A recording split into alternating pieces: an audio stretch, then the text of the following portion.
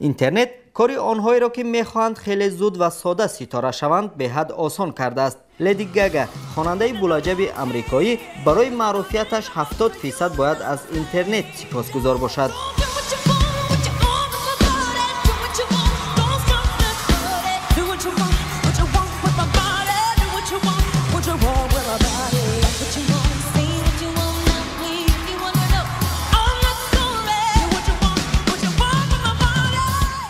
شهروندان تاجیکستان هم برای معروف شدن از اینترنت زیاد استفاده میکنند. با امراد اللهبردیوف ملقب به جیمی تاجیک تنها بعدی آن معروف گردید که یک دوستش نوار سرودخوانی او را در اینترنت جای داد. بعد این با امراد ستیل بدست قریب تمام قلمرو روسیه را گشت و در تمام شو برنامه های شبکه های تلویزیونی جیمی خواند.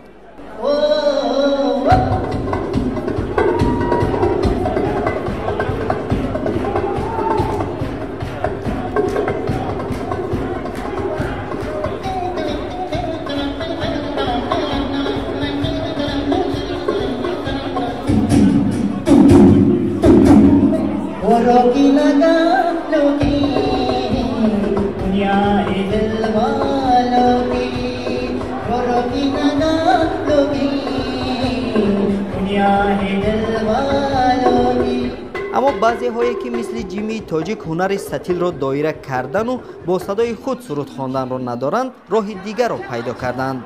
فنگرام.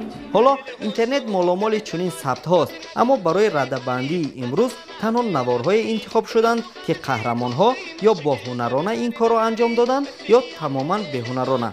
و هم ضمن ریتینگ بندی تعداد بیننده های نوار را نیز به نظر گرفتیم. مقام چهارم نصیب گروه جوان‌هایی است که تابستانی گرم و پختچینی الهامشان را بیدار کرده است. در شرح این نوار نوشته شده است که آن در ناحیه حصار ثبت شده و قهرمان‌هایش دانشجویانند. चेहरा छुपा के रखना, चेहरा सजा के रखना, चेहरा छुपा के रखना, ये दिल की बात अपने दिल में दबा के रखना, चेहरा सजा के रखना, चेहरा छुपा के रखना, दिल लगा के रखना, रोज़ी सजा के रखना. وقت‌های اخیر از سوی ساختمانچی‌های مهاجر تاجیک چند نوار به اینترنت راه یافت. شاید آنها درد غربت و کار سنگین و مشکلی زیاد را با همین شیوه می‌خواهند سبک کنند. زینه سومی ریتینگ مربوط یک چنین نوار است.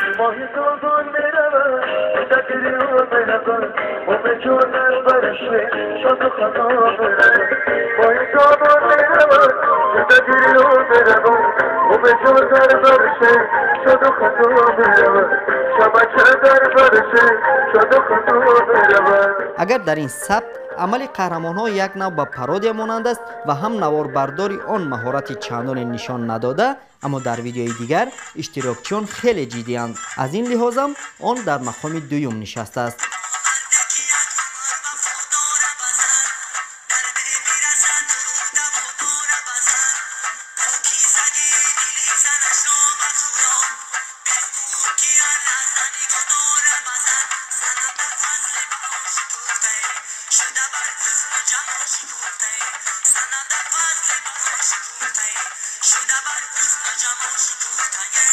جای اول ریتینگ نصیب گروه 6 نفره با علاوه نواربردار است که هم با جدیت و هم از روی تعداد بیننده هایش از آنچه دیدیم پیش صف می باشد. آن را تا زمان تهیه گزارش بیش از 47560 مرتبه تماشا کردند.